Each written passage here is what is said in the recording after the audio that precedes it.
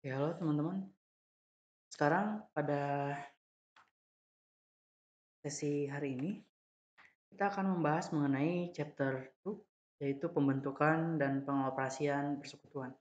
Jadi ada dua hal yang akan dipelajari, yang akan saya sharing, yaitu pembentukan dan pengoperasian. Oke, di dalam sebuah firma atau persekutuan. Oke, langsung saja kita masuk kepada pembentukan persekutuan. Nah, dalam pembentukan persekutuan, jadi karena namanya dari sekutu, maka terdiri dari beberapa orang atau beberapa sekutu yang nantinya akan membentuk suatu persekutuan. Nah, sebagai contoh di sini saya memberikan contoh adalah Tuan A dan Tuan B. Oke, ini warna biru. Tuan A dan Tuan B. Tuan A itu memiliki sebuah modal besar 20.000 dolar dan kemudian Tuan B juga punya nih uang sebesar 20.000 dolar. Nah, keduanya sama-sama pengen ngebuat suatu perusahaan. Nah, ternyata pada persetujuan mereka berdua, mereka pengen membuat sebuah firma atau persekutuan dengan modal yang mereka miliki. Maka dengan modal yang mereka miliki, terbentuklah suatu persekutuan, persekutuan A B. Oke, persekutuan A dan B. Ya, seperti itu. Kemudian, maka jurnal untuk pembentukan persekutuan ini, yang pertama adalah ini misal tanggal pembuatan persekutuan atau tanggal persetujuannya itu di tanggal 1 Januari 2023. Maka jurnal pertama yang terbentuk adalah kasnya bertambah. Ini kas persekutuan ya, bukan kas Mister A atau Mister B. Jadi kita memisahkan antara sebuah entitas dengan pemiliknya secara personal. Oke. Jadi kas yang bertambah ini adalah kas persekutuan. Sebesar berapa? 20.000 di debit. Kemudian capital atau modalnya bertambah, yang di sini adalah modal Tuan A, 20.000. Kemudian cash bertambah lagi 20.000, yaitu sebagai imbal dari modal Tuan B. Jurnal ini bisa juga dibuat seperti ini. Cash A kapital, kemudian B kapital, cashnya berapa? Cashnya bertambah 40.000 ya. Kemudian A-nya bertambah 20.000, B-nya bertambah 20.000. Ya, ini bisa juga kayak gini jurnalnya, bisa juga kayak gini. Oke, jadi sama saja. S-nya bertambah 40, A kapital 20, B kapital 20. Seperti itu. Nah, itu jika pembentukan persekutuan dengan menggunakan cash. Nah, bagaimana kalau pembentukan persekutuan dengan menggunakan non cash? Nah, berikut adalah contohnya. Ini adalah non cash ya, yang tadi cash, pure cash. Kali ini ada non cash nih. Yang pertama, Tuan A itu punya tanah 10.000 dolar, kemudian bangunan seharga 40.000 dolar, kemudian Tuan B punya cash 7.000 dolar dan dia punya persediaan sebesar 35.000 dolar. Tuan A dan B sepakat pada tanggal 1 Januari 2023 untuk membentuk suatu persekutuan, namanya persekutuan AB. Maka atas kejadian transaksi ekonomi ini, persekutuan AB itu membuat suatu jurnal seperti ini. Jadi balik lagi, ini bukan jurnal Mister A ataupun Mister B, tapi jurnal persekutuan AB. Ya, jadi Mister A, B adalah sekutu, mereka adalah sekutu. Persekutuan itu adalah entitasnya. Jadi sekutu dan persekutuan adalah suatu hal yang berbeda. Ya. Nah, jurnalnya ini untuk mencatat capital Tuan A, yaitu dia punya tanah besar 10.000. Oke. Kemudian punya bangunan, kita mencatat bangunan 40, totalnya adalah 50. Kemudian Mister B itu punya modal cash 7.000 dan persediaan 35 sama dengan 42.000 seperti itu. Oke, kita lanjut. Nah, oke, sekarang kasusnya adalah kita bisa lihat di sini. Kita hapus dulu ini. Kita bisa lihat di sini. Oke, kita hapus, kita hapus, kita hapus, kita hapus. Nah, teman-teman kalau bisa lihat, total modal dari Mister A itu 50.000 ya. Total modal dari Mister B itu 50.000. Sorry. Ini 42.000. Mohon maaf. Ini 42.000. 42.000. 7 tambah 35. Nah, ada suatu ketika di mana antara Mister A ataupun Mister B atau para sekutu itu pengen ada penetapan persentase tanpa melihat berapa modal yang dapat diidentifikasi atau dapat terlihat. Ini adalah modal yang dapat terlihat ya. Nah, tapi kadang juga misal Mister B punya intelektual mengenai hukum ataupun accounting ataupun cara manajemen perusahaan. Nah, eh, ini kan suatu aset tapi intangible atau tidak terlihat. Nah, yang tangible seperti ini, cash, inventory, land building, itu bisa diukur. Namun ada suatu ketika sekutu pengen, wah saya punya ilmu nih, ilmu saya harusnya bisa dijadiin aset dong. Nah, kadang ada yang kayak gitu. Kadang kenapa nggak dibagi rata aja 50-50? Walaupun secara tangible modal kita berbeda. Saya lebih kurang, Anda yang lebih tinggi. Namun saya memiliki intelektual, jadi harusnya 50-50. Nah, kasus seperti ini akan terjawab di ini. Ya, jadi kasus seperti ini misal dari total ini kan 50 ya. Mister B 50, 42. Nah, ini kan Mister B kurang ya. Nah, misal Mister B punya intelektual seperti punya pengetahuan hukum ataupun accounting ataupun manajemen perusahaan. Nah, dia pengen misal kita sepakatnya 50-50 aja karena walaupun secara tangible, secara berwujud Anda punya aset yang dapat diidentifikasi, namun saya juga punya intelektual yang bisa dijadikan sebagai aset. Nah, seperti itu. Jadi, misal dari persetujuan mereka berdua pengen dibagi rata aja 50-50 karena ini akan dampaknya nanti pembagian laba gitu.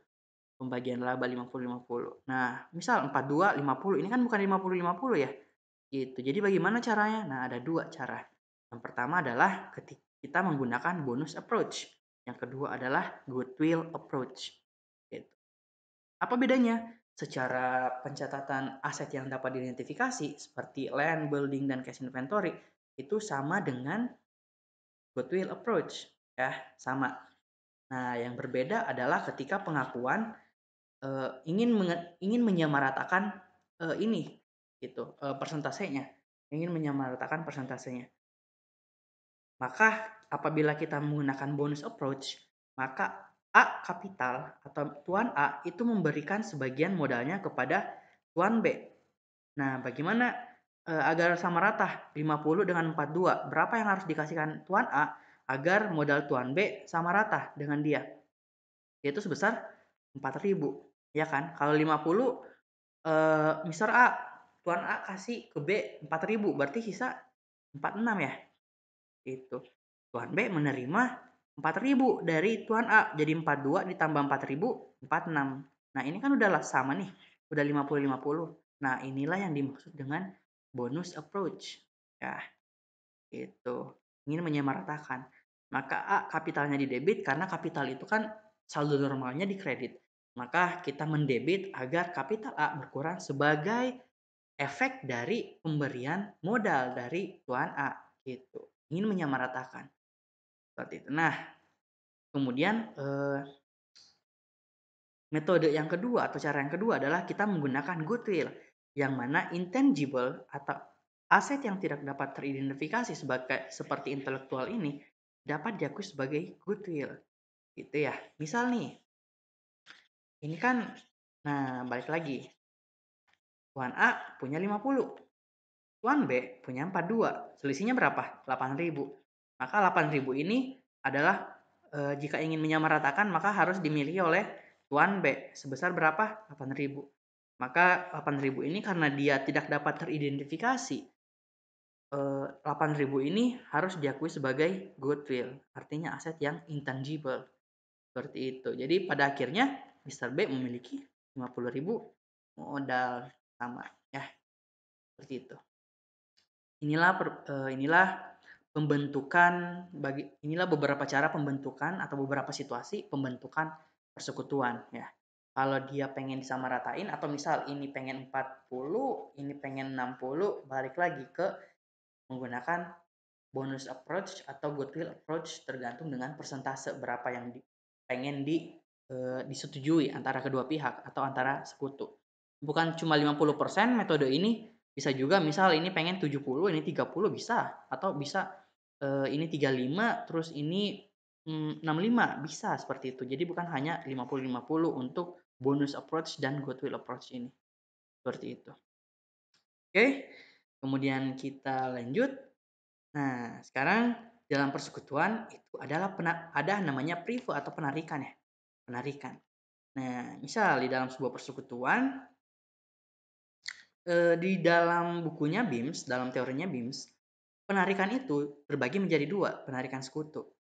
Yang pertama, ada yang disebut sebagai withdrawals, ada yang disebut sebagai drawing. Nah, menurut bukunya BIMS, mengatakan bahwa withdrawal ini hanya dicatat apabila pengeluaran uang atau pencatatan pengeluaran uang yang ditarik oleh sekutu itu besar nilainya dan tidak teratur.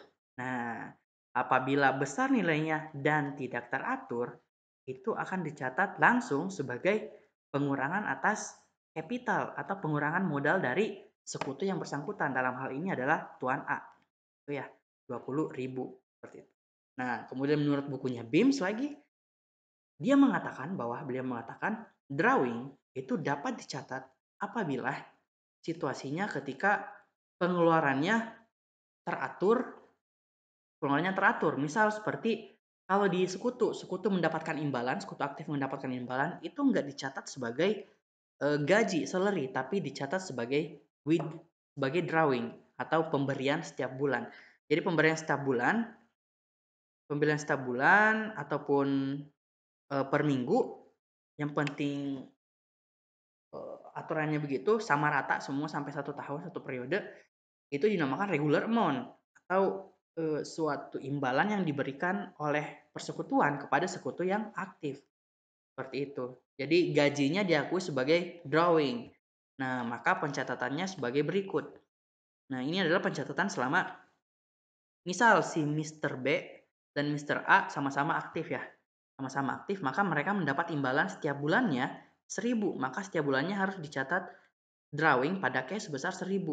Ingat ya, lihat drawing capital. Jadi kalau dia withdrawal langsung dicatat sebagai capital di periode yang berjalan. Tapi ketika dia drawing maka dia akan masuk ke akun drawing namanya, bukan capital. Nah, nanti akun drawing ini akan ditutup ke akun capital pada akhir periode. Lihat ya, 1.000 per bulan, maka ada 12 bulan, jadi ketika penutupan totalnya adalah 12 bulan yang ditutup. Oke, seperti itu ya. Itu adalah teori penarikan menurut teori Prive menurut BIMS. Oke, teman-teman, kita lanjut. Nah, kemudian adalah operasional persekutuan. Nah, kita sudah telah mempelajari mengenai pembentukan, kita telah belajar mengenai pembentukan, kita telah belajar mengenai prive atau penarikan ya. Penarikan. Nah, sekarang kita masuk ke operasional. Oke, misal kita balik lagi ke Tuan A dan Tuan B, yang dimana Tuan A itu memiliki 60% atas persekutuan dan Mr. B memiliki 40% atas persekutuan. Sebenarnya 60 dan 40 ini bukan patokan atas kapital, tapi patokan atas pembagian laba di akhir ya. Gitu. Karena di sini persekutuan tercatat laba pada akhir periode itu 34.500 ya. Oke, sekarang kita lihat. Sebenarnya balik lagi, operasional dalam persekutuan itu pada dasarnya sama dengan persekutuan dengan bentuk perusahaan yang lain seperti CV, maaf, seperti perseorangan ataupun PT yang perusahaan berbentuk saham itu sama aja, beban dicatat pada tempatnya, pendapatan sama, ketika menerima pendapatan cash pada revenue, kemudian ketika membayar suatu beban-beban pada cash itu sama. Nah, namun yang membedakan adalah ada laporan yang berbeda, yaitu Statement of Partners Capital. Nah, ini berdasarkan teori dari BIMS.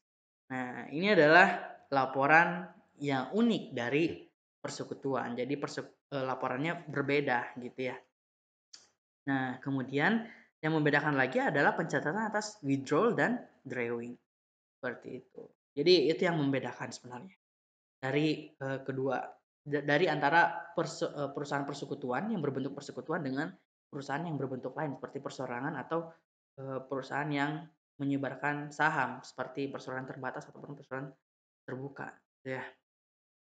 Perusahaan perseroan. Oke, lanjut. Nah, misal nih, kita punya suatu kasus, Mister A itu modal awalnya kita di tanggal 1 Januari 2023 adalah 40.000 ya. 40.000 sepertinya kita harus kayak gini. Sedikit pisah ya. Oke. Oke ya. Nah, misal kita punya Mister A itu 40.000 ya. 40.000. Nah, 40.000 di tanggal 1 maka di statementnya di laporannya juga tertulis 40.000 atas modal tanggal 1. Sama ketika di B, Mister B juga tanggal 1 Januari 2023 dia punya modal 35 sama ya. Gitu. Nah, kemudian di selama 2023 si Mister A, Tuan A itu menginvestasikan ada tambahan investasi ke persekutuan sebesar 5.000. Maka ketika ada tambahan kapital, maka kapitalnya akan bertambah 5.000 gitu. Nah, kemudian selama 2023 ternyata Mister A mendapatkan drawing sebesar 6.000. 6.000. Apa itu drawing? Adalah pengeluaran atas persekutuan secara teratur ya. Ingat, drawing itu teratur, withdrawal itu tidak teratur. Oke, drawing sebesar 6.000, maka dia akan berkurang. Jadi total kontribusi atas sekutu itu sekutu A itu 39. Kemudian kita hitung total kontribusi atas sekutu B berapa selama tahun 2023. Oke, dia modal awalnya 35.000 telah dicatat di laporan. Kemudian dia tidak ada investasi tambahan, nggak ada investasi tambahan. Kemudian ternyata Mr. B itu mendapatkan drawing sebesar 9.000 selama tahun 2003, maka akan berkurang. Kemudian ternyata Mr. B melakukan penarikan sebesar 3.000. Oke, 3.000 ya. Gitu. 3.000 maka dicatat sebagai withdrawal. Total kontribusi dari Mr. B adalah 23.000. Kapitalnya berkurang ya dari kapital sebelumnya di awal. Oke, kemudian kita masuk ke pembagian laba. Nah, labanya tadi berapa? Labanya itu ada laba persekutuan 34.500. Maka Tuan A itu punya 60% atas laba. Nah, 60% atas laba itu sebesar 20.700. Nah, maka seperti ini. Dia akan menambah kapital. Kemudian sama B kapital dia punya 40. Tuan B punya 40 atas laba bersih, maka 40.000 akan diberikan gitu. Besar 13.800. Nah, jadi modal akhir dari Tuan A itu sebesar 59.700 dan modal akhir dari Tuan B adalah 36.800. Ini adalah totalnya. Total ini juga total. Sebentar kita hapus dulu. Oke. Hapus. Nah, inilah totalnya. Total ke sini. Ini juga 5.000 sama 3.000 dia berkurangnya 15.000. Total kontribusi kapital 62, total laba 34 bertambah 96.500. Total labanya, total kapital. Oke ya. Nah, kemudian bagaimana jurnalnya? Oke, masuk jurnal. Kita masuk ke jurnal ya. Oke. Nah, ingat ini adalah yang pertama ini adalah jurnal withdrawal yang dimana jurnal withdrawal ini dicatat selama periode berjalan. Jadi jurnal withdrawal, ingat withdrawal bukan drawing. Jurnal withdrawal itu dicatat selama periode berjalan. Jadi bukan ketika closing jurnal di akhir tahun. Nah, Tuan B kan tadi ada withdrawal ya. Withdrawalnya sebesar 3.000. Nah, 3.000. Maka selama pada saat tanggal yang bersangkutan di periode berjalan, persekutuan ya bukan sekutu, persekutuan atau entitas entitas persekutuan, itu harus menjurnal sebesar B kapital, artinya berkurang, cashnya juga berkurang sebesar 3.000. Inilah withdrawal. Ya, beda dengan drawing. Drawing akan ditutup pada akhir periode di closing journal. Nah, misal nih pada closing journal, mohon maaf, ini tanggal 31 Desember ya. Oke, ini tanggal 31 Desember. Tanggal 31 Desember, income summary-nya ini adalah laba ya. Laba sebesar 34.500. Dia ditutup di kredit. Pada apa? Capital. Kita bagi A kapital atau tuan A itu memiliki 60%, maka dia dapat jatah penambahan modal 20.700. Ingat, modal akan bertambah di kredit ya. Kemudian B kapital punya penambahan modal sebesar 13.800. Balik lagi modal bertambah di kredit. Ini adalah 40% atas modal, ini adalah 60% atas maaf, 40% atas laba, 60% atas laba sesuai dengan pembagian laba ya. Oke. Nah, ternyata selama periode mereka mendapatkan imbalan atau drawing, maka drawingnya akan ditutup selama periode tersebut. Drawingnya sebesar 6.000, drawing 9.000, ini sudah ditutup, A kapital juga ditutup. Mohon maaf, ini sebenarnya ada jurnal running period juga. Jadi per bulannya itu, jadi selama per bulan akan mencatat drawing pada cash ya, sebenarnya cash besar ini 9.000. Misal kita pengen drawing A. Drawing A itu 6.000, maka kalau kita bagi 12 itu berapa tuh? Bagi 12. Nah, seperti itu. Bagi 12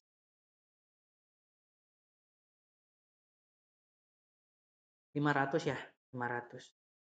Nah, berarti setiap per bulan itu ada jurnal drawing A pada cash sebesar 500. Gitu ya. Jadi bukan cuman withdrawal, jadi yang ditutup, maksud saya yang ditutup pada periode berjalan itu hanya withdrawal, tapi yang ditutup pada periode akhir periode itu adalah drawing. Ini adalah penutupan drawing itu pada A kapital. Namun kalau untuk drawing sama juga, namun di sini saya nggak tulis, nanti di modul saya akan tambahin. Tiap bulannya itu drawing atas cash itu harus 500.000 per bulannya. Gitu. Jadi 500 kali 12 nanti totalnya berapa? 6.000 ya. 6.000 total drawingnya. Nanti akan ditutup di akhir periode. Seperti itu. Oke. Seperti itu untuk materi kita pada hari ini. Semoga bermanfaat. Apabila ada yang ingin tanyakan, boleh langsung privat chat ataupun bertanya di grup. Nanti saya akan buatin video untuk setiap pertanyaan jika pertanyaannya kompleks dan membutuhkan video penjelasan agar tidak ada miskomunikasi. Oke.